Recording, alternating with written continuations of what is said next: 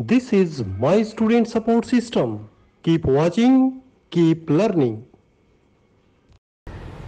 जिसमें से filtration start होता है या फिल्ट्रेशन की प्रक्रिया होती है उसको हम रीनल कॉर्पसल कहते हैं, और बाकी जो इसमें ट्यूब लाइक स्ट्रक्चर्स होती हैं उसको हम क्या कहते हैं, रीनल ट्यूब्यूल्स बोलते हैं। ठीक है ना। तो दो पार्ट हो गए हैं प्रत्येक नेफ्रॉन के। ये जो आप सामने पिक्चर देख रहे हैं ये नेफ्रॉन की है, इसके दो पार्ट हैं। यहाँ का जो पार्ट है जहाँ पे फिल्ट्रेशन का प्रोसेस शुरू होगा उसको हम क्या कहेंगे, रीनल कॉर्पसल। और बाकी ये जो आपको ट्यूब लाइक स्ट्रक्चर्स दिखाई दे रही हैं इनको हम क्या कहेंगे, रीनल ट्यूब्यूल्स। ओके, अब इनको एक एक करके हम स्टडी कर लेते हैं। सबसे पहले देख लेते हैं रीनल कॉर्पसल क्या है।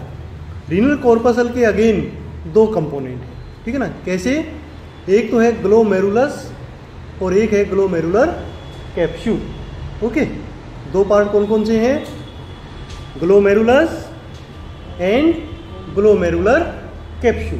ठीक है। तो ग्लोमेरुलस क्या है पहले हम देखते हैं। Glomerulus is a capillary network. ठीक है ना, एक गुच्छा सा है किसका बना हुआ, कैपिलरीज का। ठीक है ना। और कैपिलरीज क्या होती हैं आपको पता है, ब्लड स्मॉलेस्ट ब्लड वेसल्स। ठीक है ना, जो सबसे पतली ब्लड वेसल्स होती हैं जिनमें से एक्सचेंज हो सकता है किसी भी चीज़ का, गैस का हो, लिक्विड का हो। ठीक है, तो वो वहाँ पर होती हैं। जैसे ये एक ब्लड वेसल है, आर्टरी है, इसमें से ब्लड एक ट्यूब इधर आई और उनके बहुत सारे ब्रांचेज हो गई। ठीक है, और वो बन गई कैपिलरीज। फिर वो ब्रांचेज आपस में फिर से जुड़ जाएंगी और फिर एक आर्टरी बाहर निकलेगी इस प्रकार। तो ये जो अंदर ब्रांच बनती हैं उसको हम कैपिलरी नेटवर्क या कैपिलरी का गुच्छा बोलते हैं, और इसी गुच्छे का नाम क्या है, ग्लोमेरुलस। ओके, तो इस गुच्छे को हम कहते हैं ग्लोमेरुलस। अब ग्लोमेरुलस का काम क्या है, what does it do. Glomerulus का काम ये है कि ग्लोमेरुलस में ब्लड है, इस ब्लड से जो चीज़ें हमें यूरिन में एक्सक्रीट करनी है वो फिल्टर हो जाती है। ठीक है, तो यूरिन में क्या क्या एक्सक्रीट करना है, सबसे ज़्यादा अमाउंट तो पानी की, पानी चला जाएगा जो भी एक्स्ट्रा होगा। इसके अलावा वेस्ट प्रोडक्ट कौन कौन से मैंने आपको बताए थे जो फिल्टर हो जाते हैं, ammonia, urea, any drug, toxins. ठीक है, वो सारे एक्सक्रीट हो जाते हैं। ठीक है ना। तो वो छन के कहाँ आ जाएंगे, ये कप लाइक जो स्ट्रक्चर है जिसको हम क्या बोलते हैं, ग्लोमेरुलर कैप्सूल। ठीक है, इसके अंदर छन के आ जाते हैं। ठीक है, इसको हम बोमेन्स कैप्सूल भी बोलते हैं। दूसरा नाम इस कैप्सूल का क्या है, बोमेन्स कैप्सूल। ठीक है। अच्छा, अब ये जो फिल्ट्रेशन का प्रोसेस होता है वो होता कैसे है, इसमें मेनली दो तीन चीज़ें होती हैं कि एक तो जो ये आर्टरी आ रही है ये मोटी होती है, एफरेंट आर्टरी, और जो ईफरेंट आर्टरी है जो बाहर निकल रही है वो पतली होती है। तो मोटे में एक तो ब्लड जा रहा है और बाद में पतले में जा रहा है तो अंदर प्रेशर बन जाएगा। ठीक है ना। तो उस प्रेशर के कारण काफ़ी चीज़ें छन जाएंगी। ठीक है ना। अच्छा, आगे बढ़ते हैं। जो एफरेंट आर्टीरियोल है, ये आप इस पिक्चर को ध्यान से देखिए। एफरेंट आर्टीरियोल कौन सा है, जो थोड़ा सा मोटा दिखाई दे रहा है ना। ये अंदर आया और फिर कैपिलरीज बन गई, ग्लोमेरुलस बन गया। अब ये जब वापस जुड़ के वापस जाएगा तो यहाँ पर क्या है, ईफरेंट आर्टीरियोल, ये थोड़ा पतला है। तो जब ज़्यादा अमाउंट आ रही है, जैसे मान लो एक चौड़ी सड़क है और बाद में सड़क पतली हो गई तो जाम लगेगा, प्रेशर बढ़ेगा।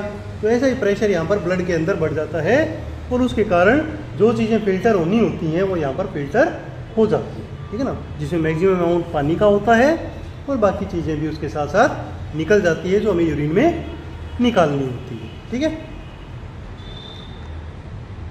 अच्छा, उसके बाद ये कहाँ आती हैं, ये आती है इस कैप्सूल में जिसका नाम है बोमेन्स कैप्सूल, और यहाँ पर भी सिंगल लेयर होती है। तो ये जो यहाँ पर जो फिल्टर्ड पार्ट आएगा वो आगे इस ट्यूब में चला जाएगा। ठीक है ना, जिसको हम क्या कहते हैं, प्रोक्सिमल कॉन्वोल्यूटेड ट्यूब्यूल। यहाँ पर ये फिल्टर ही आ जाएगा। अब इसको हम फिल्टर बोल रहे हैं ना, फिल्ट्रेट पार्ट ही बोल रहे हैं, यूरिन नहीं बोल रहे। क्योंकि अभी तक ये यूरिन बना नहीं है, ठीक है ना। इसमें मैक्सिमम अमाउंट पानी है, इसमें जब बहुत सारी चीज़ें वापस रीएब्जॉर्ब भी होंगी तब जाके यूरिन बनेगा, ठीक है ना। तो ये तो लगातार फिल्टर होता रहता है। अब आगे आते हैं अपन कि जो ग्लोमेरुलर कैप्सूल है वो कैसा है। ग्लोमेरुलर कैप्सूल के अंदर 2 लेयर होती हैं, ठीक है। कौन कौन सी? एक तो ये ग्लोमेरुलर कैप्सूल की तरफ है ये वाली लेयर, और दूसरी इससे दूर है जिसको हम बोलते हैं पैराइटल लेयर। तो विसरल लेयर हो गई और पैराइटल लेयर हो गई। अब जो फिल्टर पार्ट यहाँ फिल्टर होगा वो इन दोनों लेयर्स के बीच में चला जाएगा, ठीक है। और इसके बाद में वो ट्यूब शुरू हो जाती है, उसके अंदर चला जाएगा, ठीक है। तो ये क्या हो गया हमारा बोमेन्स कैप्सूल हो गया, ठीक है ना। यहाँ तक का काम सिर्फ फिल्ट्रेशन का है, और ये फिल्टर यानी 24 घंटे चलता रहता है, ऐसा नहीं कभी रुकता है, कंटिन्यू ये फिल्ट्रेशन प्रोसेस चलता रहता है।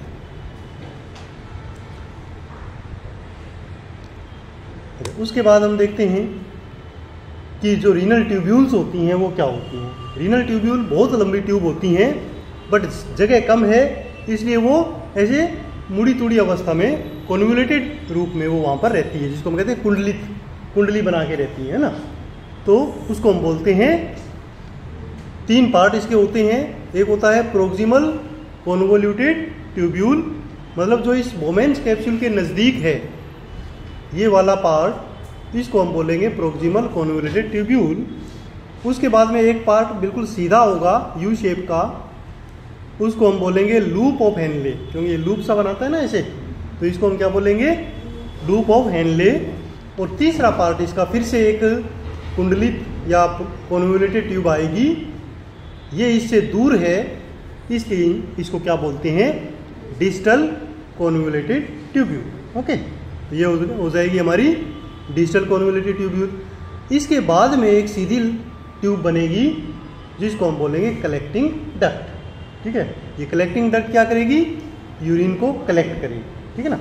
तो यहाँ तक का इतना जो पोर्शन है इसको हम नेफ्रॉन बोलते हैं, ठीक है।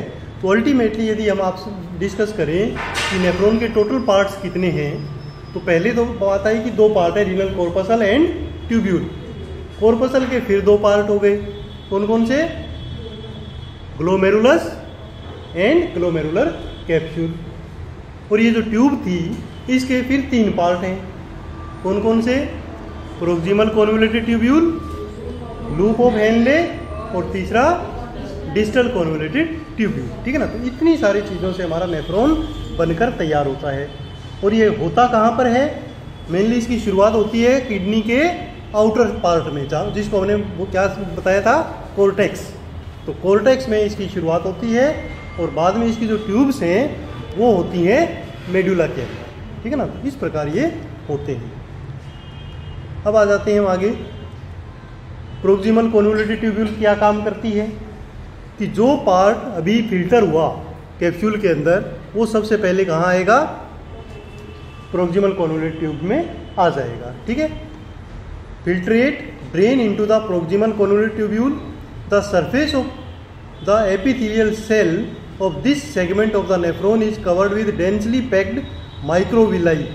अब इसके चारों तरफ माइक्रोविलाई होती हैं, कैपिलरीज होती हैं, वो क्या करती हैं, रीएब्जॉर्ब का काम करती है, ठीक है ना। क्योंकि मैक्सिमम पार्ट वहाँ पर फिल्टर हो गया था, बट वो सारा का सारा यूरिन में नहीं जाएगा। अब कुछ काम की जो चीज़ें होती हैं वो वापस एब्जॉर्ब कर ली जाती हैं। अब काम की क्या क्या चीज़ें होंगी, पानी काम का है, क्योंकि पानी निकल जाएगा सारा का सारा तो डिहाइड्रेशन हो जाएगा, तो पानी का रीएब्जॉर्प्शन यहाँ हो जाता है। इसके अलावा ग्लूकोज भी हमें चाहिए, तो मैक्सिमम ग्लूकोज एब्जॉर्ब हो जाता है। यूरिन में ग्लूकोज की मात्रा बिल्कुल नहीं आती है, जबकि यहाँ पर ग्लूकोज की मात्रा काफ़ी होती है। तो प्रोक्सिमल कॉन्वोल्यूटेड ट्यूब से ये सारी काम की चीज़ें एब्जॉर्ब हो जाती हैं, जिसमें मेनली वाटर, इसके अलावा सॉल्ट, सोडियम क्लोराइड भी एब्जॉर्ब होता है, ग्लूकोज भी एब्जॉर्ब हो जाती है, ठीक है ना। तो बचेगा क्या, वो जो चीज़ हमें नहीं चाहिए, वेस्ट प्रोडक्ट उसमें बच जाएंगे, ठीक है। उसके बाद ये कहाँ चला जाएगा, नेक्स्ट पार्ट क्या है, लूप ऑफ हेनले। अब बाकी जो फिल्टर पार्ट है वो लूप ऑफ हेनले में चला जाएगा, ठीक है। अब लूप ऑफ हेनले में क्या है कि लूप ऑफ हेनले एक ऐसा पार्ट है कि जिसमें ये तीन मेनली इसके दो पार्ट हैं, एक तो है डिसेंडिंग पार्ट और एक है असेंडिंग पार्ट, एक नीचे की तरफ आया एक ऊपर की तरफ आया, ठीक है ना। तो इस प्रकार इसकी शेप बनती है और इसके अंदर क्या होता है, इसमें भी कुछ चीज़ें एब्जॉर्ब होती हैं। Loop of Henle is impermeable to the solutes, कि जो भी घुली हुई चीज़ें होती हैं उनके लिए इनपरमिएबल होता है, यानी वो एब्जॉर्ब नहीं होती हैं। तो घुली हुई कौन कौन सी चीज़ें हैं इसमें, जैसे जो भी वेस्ट प्रोडक्ट है, यूरिया, क्रिएटिनिन, अमोनिया, ये यहाँ से एब्जॉर्ब नहीं होंगे, परंतु पानी यहाँ से भी एब्जॉर्ब हो जाएगा, ठीक है। तो पानी प्रोक्सिमल ट्यूब में भी एब्जॉर्ब हुआ और यहाँ भी एब्जॉर्ब हुआ। तो जैसे जैसे वो आगे बढ़ता जाएगा फिल्ट्रेट पार्ट, वैसे वैसे क्या हो जाएगा, वो कंसनट्रेट होता जाएगा, ठीक है ना, पानी एब्जॉर्ब होता जाएगा, ठीक है। तो ये सारा का सारा, अब जब काफ़ी सारा पानी जब एब्जॉर्ब हो गया तो थोड़ा थोड़ा ये यूरिन फॉर्मेशन का काम शुरू हो गया है। अब जो बनेगा वो लगभग यूरिन ही होगा, फिर भी पूरा यूरिन नहीं होगा। पूरा यूरिन कहाँ जाके बनेगा, डिस्टल कॉन्वोल्यूटेड ट्यूब्यूल में, ठीक है। तो लास्ट पार्ट क्या आ गया इसका, डिस्टल कॉन्वोल्यूटेड ट्यूब्यूल, ठीक है। तो डिस्टल कॉन्वोल्यूटेड ट्यूब्यूल में कुछ एक्सक्रीशन का काम होता है।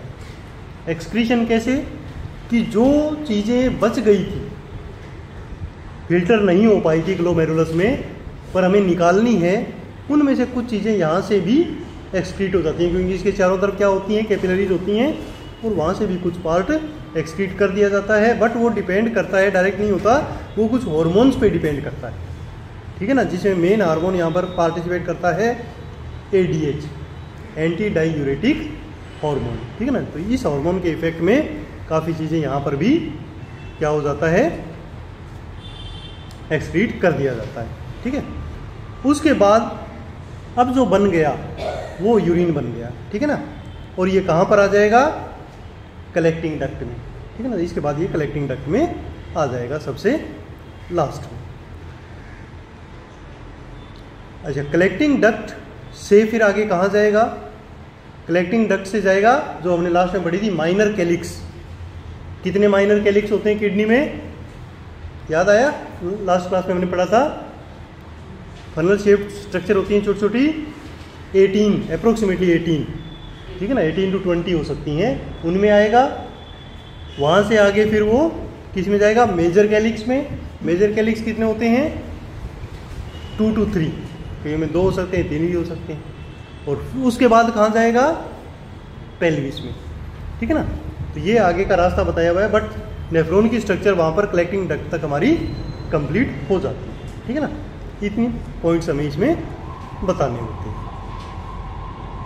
अच्छा, फिजियोलॉजी ऑफ नेफ्रॉन्स यदि हम देखें कि नेफ्रॉन्स कार्य कैसे करती हैं, तो उसमें मेनली हमने अभी पढ़ा कि 3 कार्य होते हैं। कौन कौन से, सबसे पहले फिल्ट्रेशन, वो कहाँ पर होता है, ग्लोमेरुलस के लेवल पे। दूसरा काम क्या है, सेलेक्टिव रीएब्जॉर्प्शन, स्पेशली जो प्रोक्सिमल ट्यूब है और लूप ऑफ हेनले है, उसमें सेलेक्टिव रीएब्जॉर्प्शन होता है, मतलब सब सारी चीज़ें एब्जॉर्ब नहीं होती, कुछ कुछ चीज़ें एब्जॉर्ब होती हैं, तो वो एब्जॉर्ब हो जाती हैं। उस प्रोसेस को हम क्या कहते हैं, सेलेक्टिव रीएब्जॉर्प्शन। तो ये हमारी बॉडी ही इस हिसाब से करती है कि जो काम की चीज़ें उनको एब्जॉर्ब कर लेती हैं, बाकियों को नहीं करती। और लास्ट पार्ट क्या होता है इसका, सीक्रीशन। अब सीक्रीशन कहाँ पर होता है, अभी मैंने आपको बताया था ना, नेफ्रॉन में सीक्रीशन कहाँ होता है, डिस्टल कॉन्वोल्यूटेड ट्यूब्यूल। तो जो कुछ चीज़ें बच गई थी बट उनको निकालना है, तो वो ADH हार्मोन के इफेक्ट में वहाँ पर सीक्रेट कर दी जाती हैं। और अब जो कलेक्टिंग ट्यूब में जो लिक्विड आएगा वो क्या होगा, यूरिन होगा, ठीक है ना।